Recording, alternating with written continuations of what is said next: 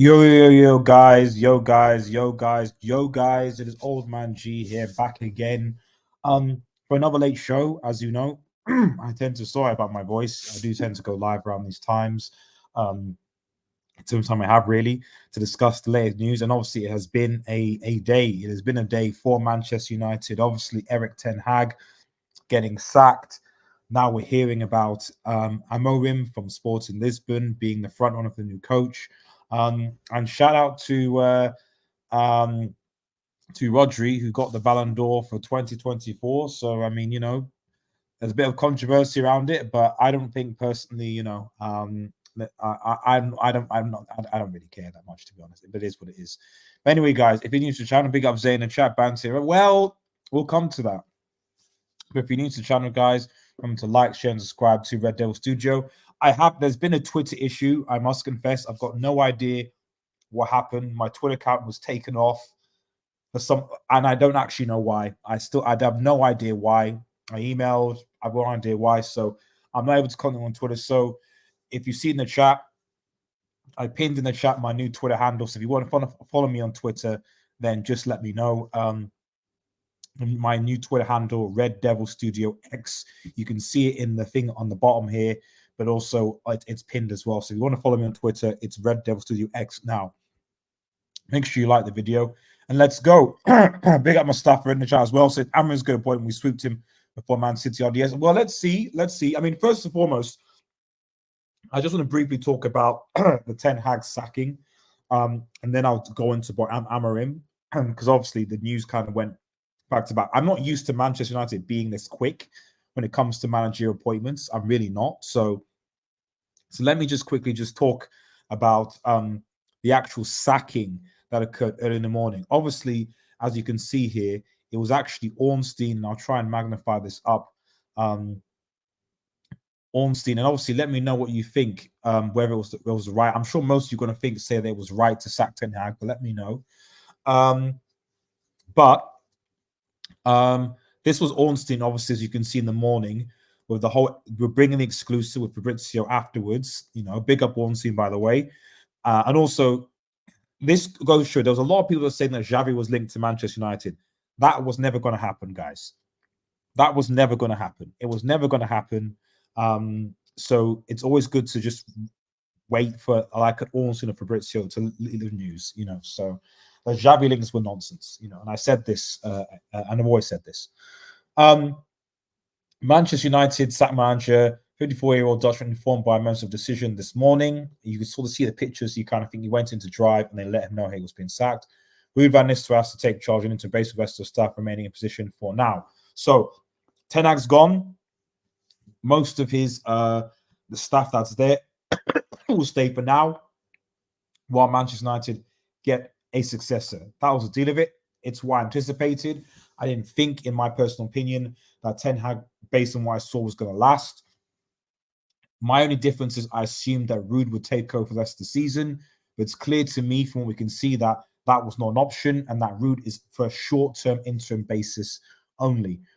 Fabrizio then, and I'll share this tab now, then actually said, following that, Erik ten Hag has left his role as Manchester United men's first team. Let me just look. First team manager. We are grateful to Erik for everything he has done during his time with us. Wish him well for the future. Ruben Nistelrooy will take charge of the team as interim head coach, supported by the coaching team, whilst the permanent head coach is recruited.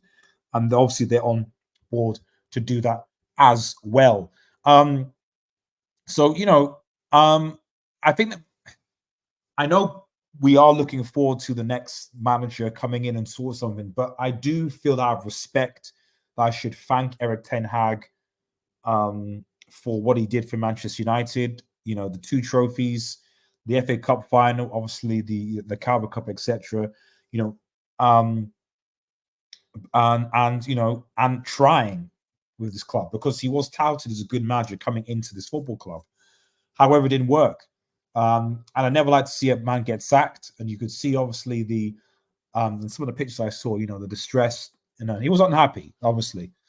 But I think he probably knew deep down that this was going to happen. Some might say it was his fault. And I think, In parts, you have to blame yourself. And in parts, you have to look at the players as well, you know? So, you know, I don't really know how to feel about this, I'll be honest. Not because I'm Ten Hag in, but because I just hate the fact that Manchester United are now 6-7 managers in and we're almost back to square one again. You know, I'll read your comments in a second, guys, and get them in still. But, you know, I mean, it's like you said with Zaha, you said banter era over. It's like, I don't know. You know, we said that we keep on using different excuses for different managers and why they fell at Manchester United. You know, the Dutch league isn't good enough. Okay, well then why is Slot working well at Liverpool then? You know, oh, we need more experienced manager. Okay, well, you get Mourinho in, you know, but it didn't work because he's old. Okay, why is Carlo? You know, we tried every single combination. We tried it in the fan favorite Ollie, you know, that didn't work. Okay, he's a PE teacher, blah, blah, applied this. So I just don't really know. I want the Amorim thing to work, but to be honest, I'm going to take an approach which is I'll wait and see what happens. But I don't have any faith in this club or this team anymore. I'll be honest. And looking at the way Amorim plays, you know, he seems to be a guy that needs his types of players, and I don't know. And this is the problem: if you're hiring a coach that needs types of players in a certain style, are we not in trouble? That's all. Are we not in trouble if we are relying on a coach who plays a certain style of play and who needs certain players to work? Because then we're back to square one, where we're hoping that Rashford and Dallo and, you know, Maguire and all these other players are going to be able to do something. So I don't know. But we'll see what happens. Yeah, SK says Southgate, can you do something for me? SK, relax. SK, Southgate isn't coming near this club, man. He's coming nowhere near Manchester United Football Club. But should Mascara fail, you take him to Chelsea, man. Yep, please hit the like button. Make sure you follow me on Twitter as well, guys. Like I said, my new Twitter handle is now live thanks to X. It's X now, isn't it? For goodness sake. In terms of RDS, where were you when this news dropped? I was at work, working in the hospital, doing my on-call shift, and yeah, I heard this and I was like, "What the hell? What's going on?" You know. So it's been a crazy day of football. You know, I hear this news, then you hear about the whole Amorim thing, then I hear about the rumors about Vinny not getting the Ballon d'Or, and then the whole Real Madrid team not flying to ceremony, which I think is a little bit. I'm not sure about that. I think I'd still go. Yeah, it's wild. It's crazy, and apparently Balotelli's back playing football as well as a thing, and Genoa. So there's that as well. So, you know, interesting day today. This ain't easy to seal Amorim. Sporting will want a lot more conversation. Yeah. Well, I mean, they're reportedly saying it's 10 mil. I imagine it is more. You know, but for me, the choice, I always said my top 3 choices to replace, and obviously I'll wrap up Ten Hag in a second, but my top 3 choices to replace were going to be, it was either going to be Nagelsmann, Amorim, or Inzaghi. Those are my 3 choices. Everyone else, I'm not interested. So the fact that we've got one of them, you know, it's the question: which one is easy to get? Is Inzaghi from Inter easy to get? Probably not. And I don't think United linked to him anyway. Nagelsmann, I think, would be tough from the German FA. So yeah, I think it'd be difficult. Big up SSB, and it's crazy football. And Sigon says our players are not good enough. That's why technically failed. Amon will struggle if he doesn't get rid of most of these players. Well, I mean, that is another argument in and of itself, and it's something to go back to. You know, I mean, you know, we say that Ten Hag was sacked, but Ten Hag was rated at Ajax. You know, he has rated. He was rated with Ajax. He was rated at Ajax. And I think he will go to another club and he will do well.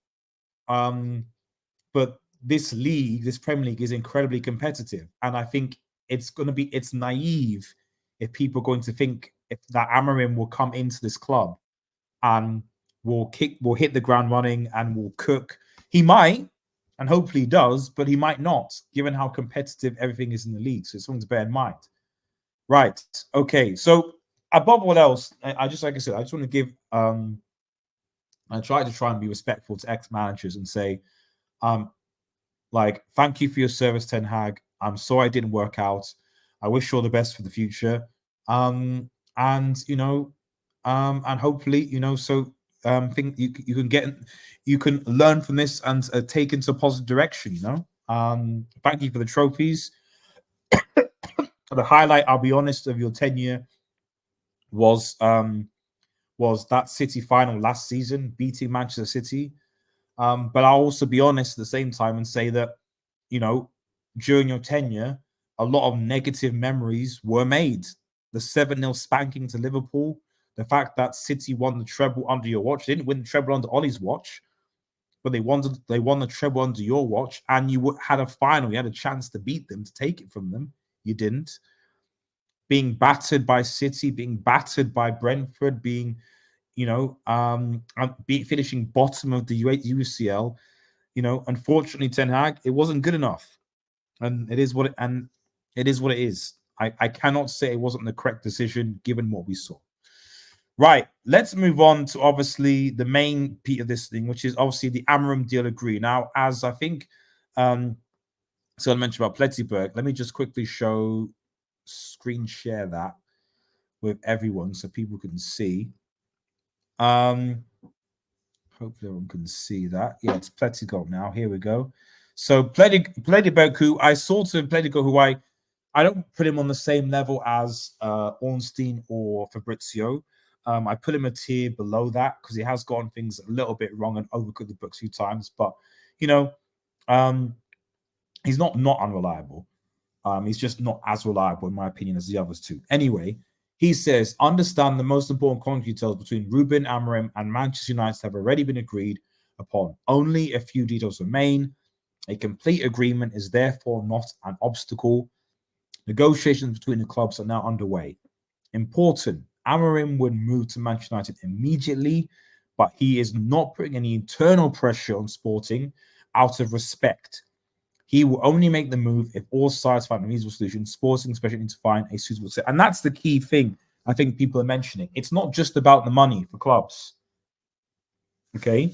It's just like Manchester United, when Ten Hag got sacked, they spoke to and had a list of probably candidates who they think, right, we can get who can replace Ten Hag. Sporting also need to do the same. So I suspect what's going to happen with United knowing this is that Rude will obviously be the interim job whilst United negotiate with Sporting, not only for the fee, the buyout fee, which will probably be around 10 million, but also waiting in anticipation for Sporting to hire basically a successor. Now, how long that will take, I don't know. And as Pletty has said, I doubt that AMORIM is going to force Sporting to agree terms quickly. I think as soon as terms are agreed, he'll go, no problem. But I don't think Sporting are going to be. AMORIM is going to be like, if you don't let me go, I'm not managing Sporting. That's nonsense. That's not going to happen. So the way that I see it is that I think the money-wise and financial-wise, I think there's no issue. I think the biggest issue is when Sporting will, get a coach and get one soon to basically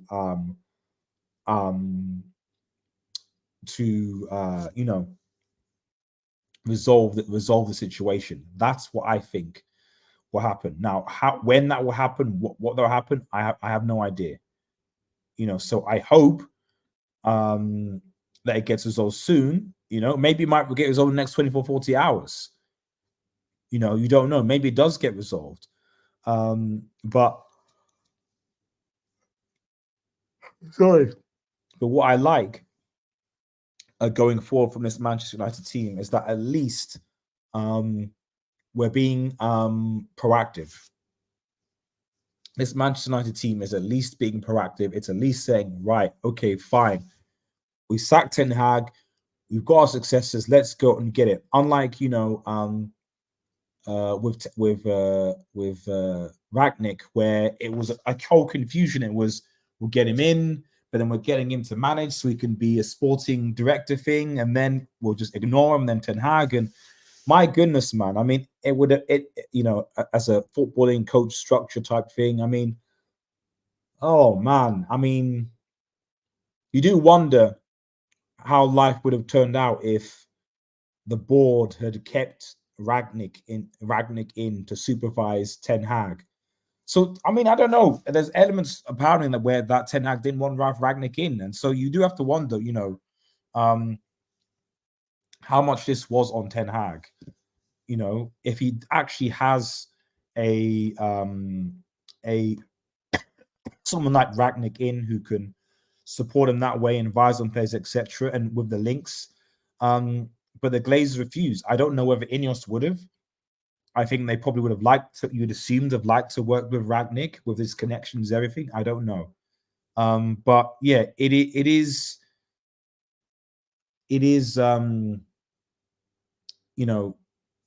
I just think the idea now that you can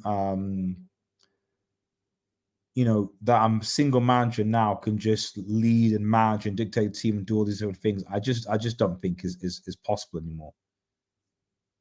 I just don't. I just think that era is over now, and the focus is more on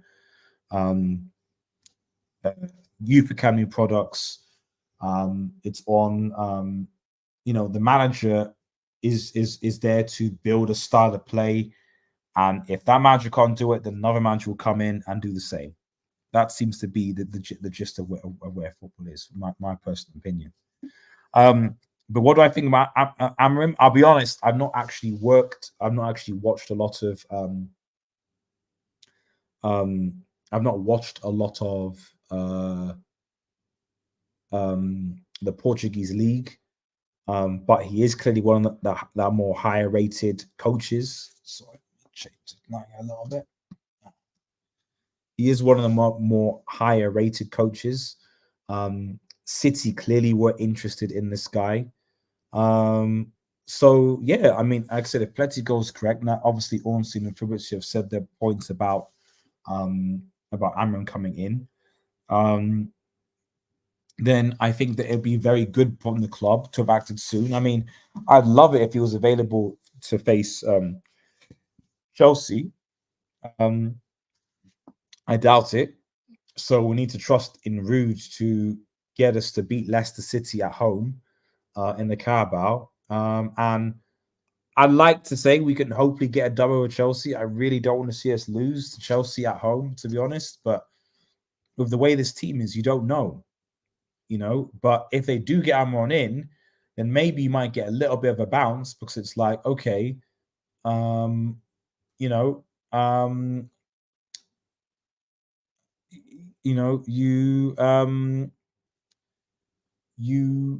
on, all the players on fraud watch, because now it's not about the manager anymore, because the manager's gone. So now it's on the players to perform. And the players that perform, they're gonna go, because now the managers are coming in and it's been like, I don't like you, I don't like, because that is going to happen. Ten Hag had his favorites. Amorim is going to have his favorites. And a lot of these players are Ten Hag's players. What's going to happen to Anthony? What's going to happen to even Lizandra? What's going to happen to Hoyland? What's going to happen to these players? I don't know. We don't know what's going to happen. Saez says, told you I seen to watch sport. I know you did. Sahi, you did. I've just been very, very busy, so to speak. But you did.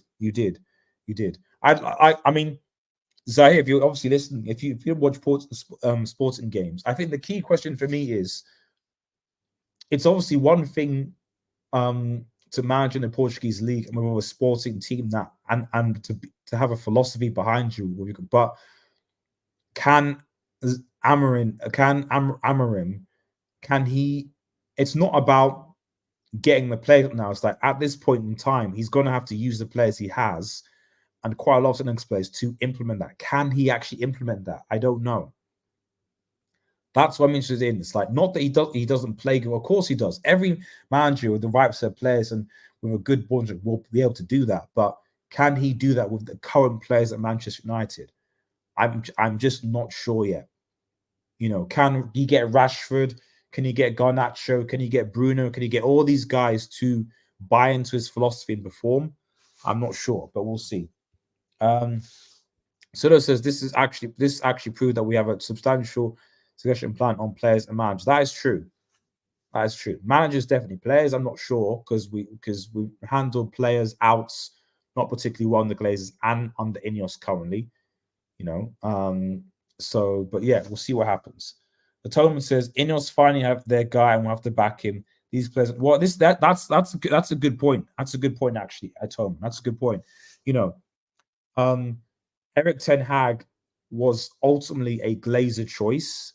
You know, Ineos decided to, and you know, and the Glazers technically are on the football world soon, so it's not like they're completely out of the woods. But I guess fundamentally, from the most Indian sport, it wasn't, you know, it wasn't their choice. Now this is their choice. It's got to work. It's got to work. But we've already seen with clubs like Chelsea that, you know, Chelsea went through 3 managers, 4. You know, they stuck with Tuchel, then they sacked him, then they brought in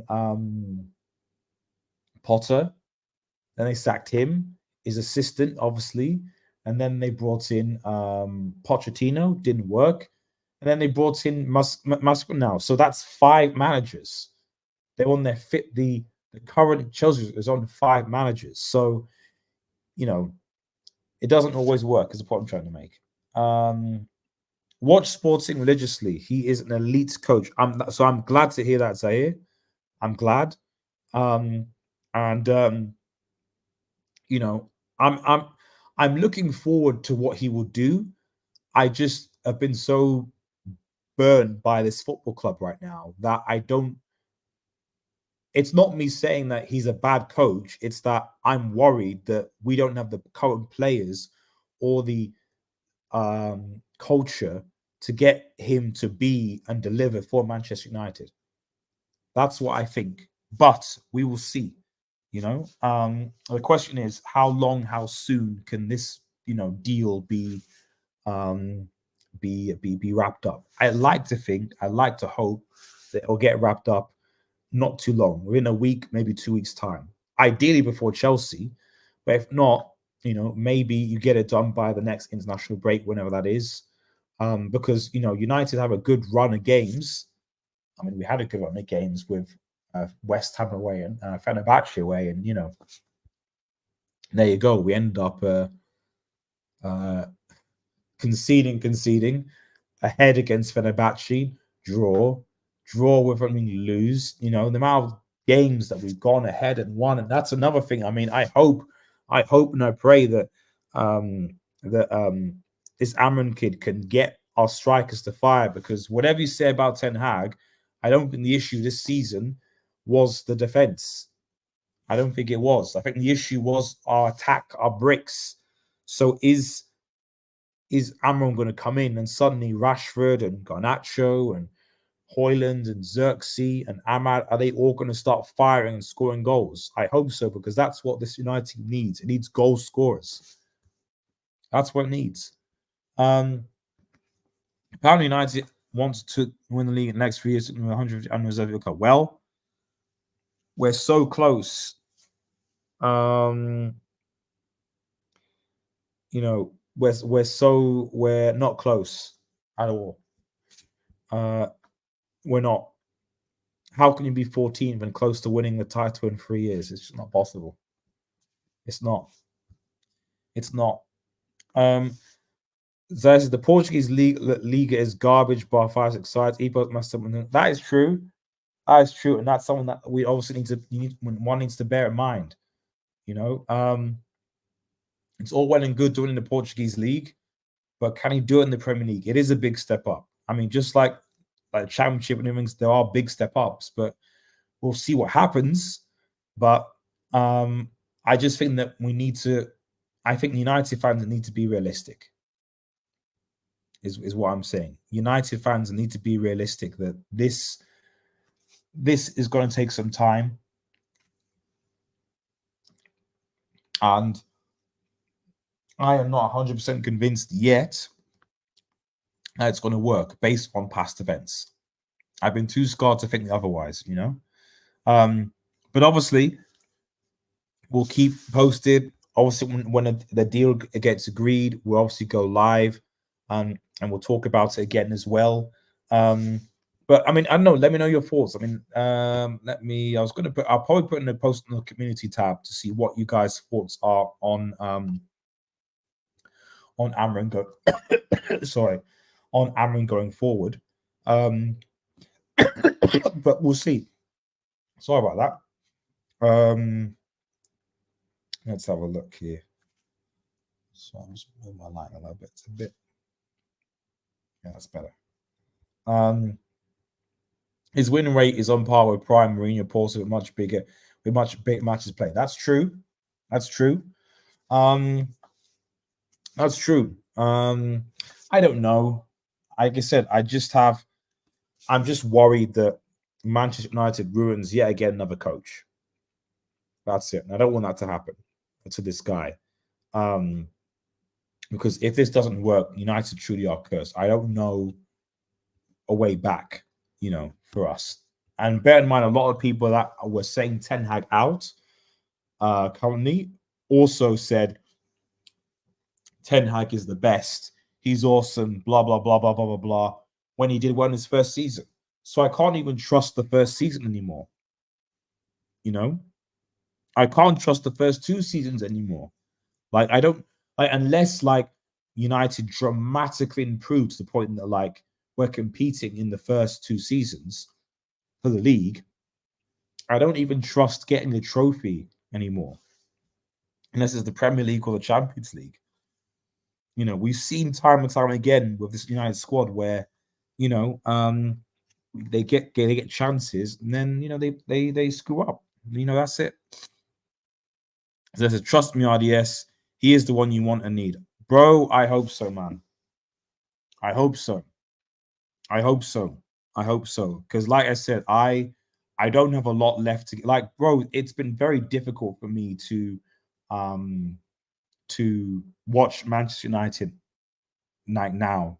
You probably noticed not as much content on this channel, and I apologize. Mostly because I'm busy. That's 80% the reason, but a lot of it is just that I just didn't have the motivation, the energy, like, to watch these games where the football is awful, where there's no fight, there's no passion, you know, no aggression, as it were, you know, just nothing. And, you know, to just the manner in which the losses are, it was just awful, you know. And you know, I want to hope that United can play a way that's sustainable and can be exciting to watch, but I don't know.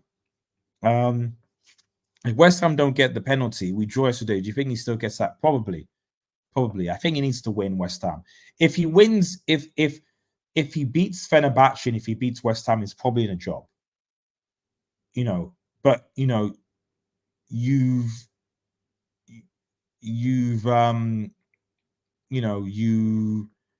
go to Fenerbahce, you're ahead, and then, you know, you concede, and then, you know, the same pattern has happened before, and then you go to West Ham, and again, you score again, you know, you concede, you know, and then you go down, you know, so it's the same pattern. So, and you're 14th in the league now. You've got to make a change. Because if United win that game against West Ham, they're probably about 8th or 9th, I think, and not that far from top 4, and there's a different narrative. You know, now that narrative is gone. You know, to be fair, Ten Hag's football dropped after the Carabao Cup. I mean, I'd argue it dropped before that. Oh wait, the Carabao Cup final. Yeah, that was mid thingy. Yeah, probably afterwards it did. I don't know why. You also got to remember, you know, the signings of Mason Mount. You know, that was Ten Hag as well. You know, why Mason Mount? Ruben is what Ericsson was 3 years ago, so I don't worry. But what I hope is that the structure can hold the players accountable. Well, that's the key thing, really. That's the key thing for me. I don't really care. I I don't really care that much about how can I say? I don't really care that much about Ineos reasons for sacking Ten Hag or Almonds Foster, etc. By the end of the day, if you're just going to allow Play FC to reign, then what's the point? If Rashford has to play, if Bruno has to play, if Maguire has to Maguire doesn't have to play, but those sorts of players certain players have to play because of the contracts, then don't bother. Like, I want Almiron to pick the team that he can use to execute his philosophy and do it accordingly.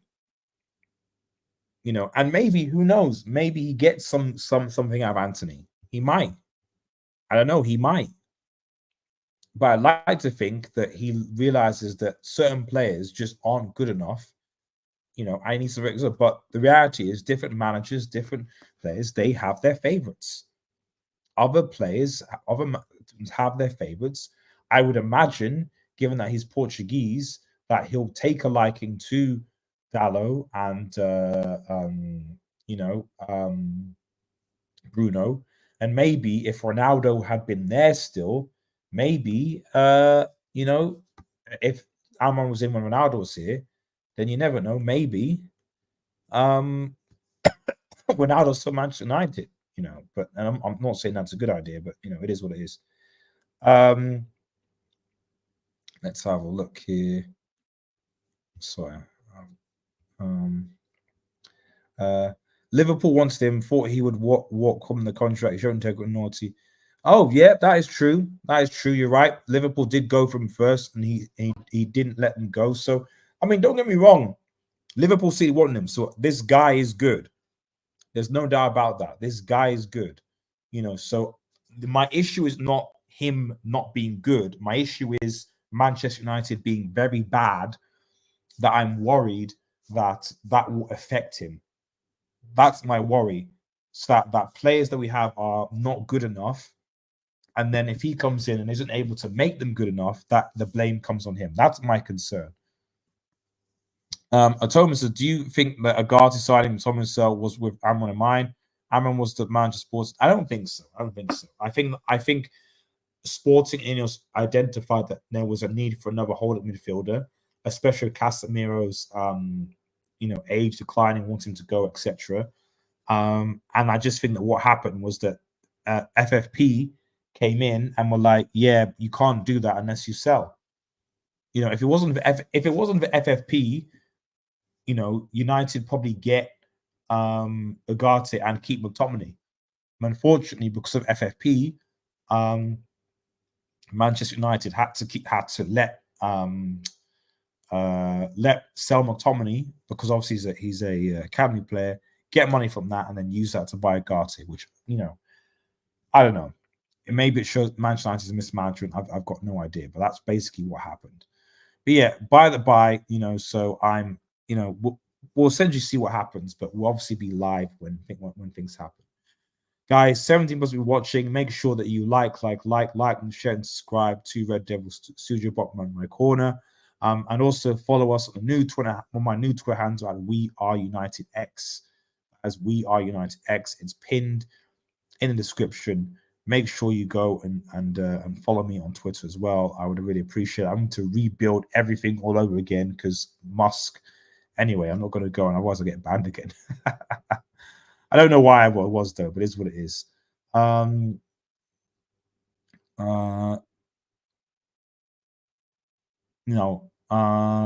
yeah, he's a promising manager. I'm looking forward to it, but I have my reservations, and my reservations are based purely on Manchester United's history with this. What do you think the leaks will be now that Erik Ten Hag is gone? They'll probably go quiet. The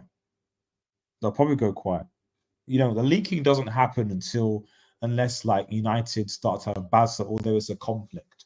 So I'd imagine that they'll probably go quiet, is what I'd imagine. It'd be interesting to see what happens with Sancho. I don't know whether the deal is officially agreed for Sancho to come, but I wonder if we can now that Erik is gone, you know, whether he whether there's a room for Sanchez coming back, who knows? Probably not, but you know, he'll definitely need a left-footed centre back.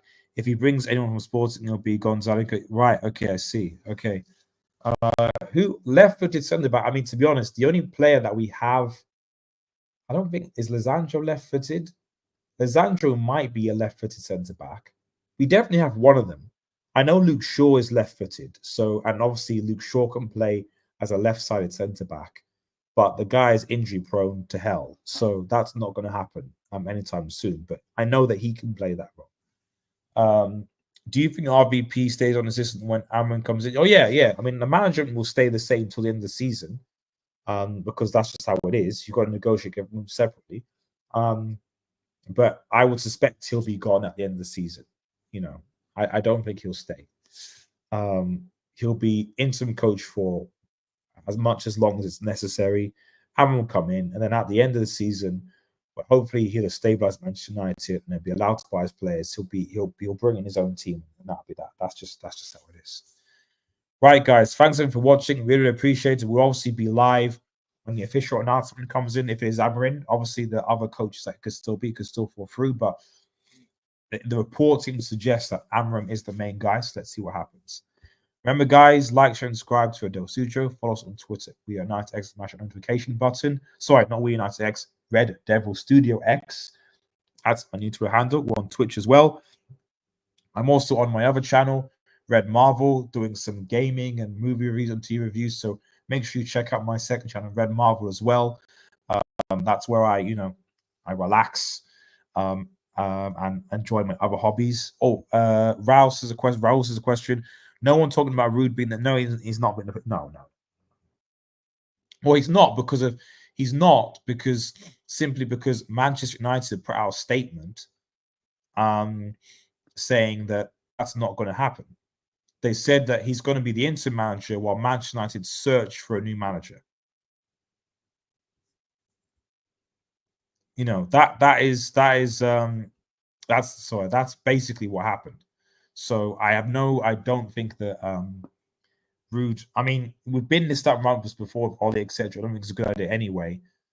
Yes, of course, if Rude does fantastically well, but the thing is, Ineos aren't like the Glazers where they're going to let this play out till the end of the season. You know, he could do really well. He could. But the reality is, Ineos, unlike the Glazer full leadership, are not going to just allow him to just play out to the end of the season. You know, they're proactive. The whole point of them sacking Erik Ten Hag was because they had candidates lined up. Like, they wouldn't have sacked Ten Hag if they hadn't spoken to candidates and said, we're sacking this guy potentially. Are you ready? Potentially, could you be ready to? That's why AMORIM could be in the job this week. All that has to happen is that they agree with Sporting and Sporting gets a new coach, and AMORIM could be in United this week. And that's because they've had talks for months already. So this is not a Glazer situation where, oh yeah, just getting Rude and into him and see what happens. It works. Oh, how does going to spend money? No. Whether Rude is successful or not is irrelevant because they've already spoken to managers already. So Rude is just a temporary fix, you know. And he's a United legend, but I'd rather he be a United legend for what he does and what he did on the football field than in management, you know. Well, that's my 2 cents. Anyway, guys, thanks for watching. Take care and peace. Peace.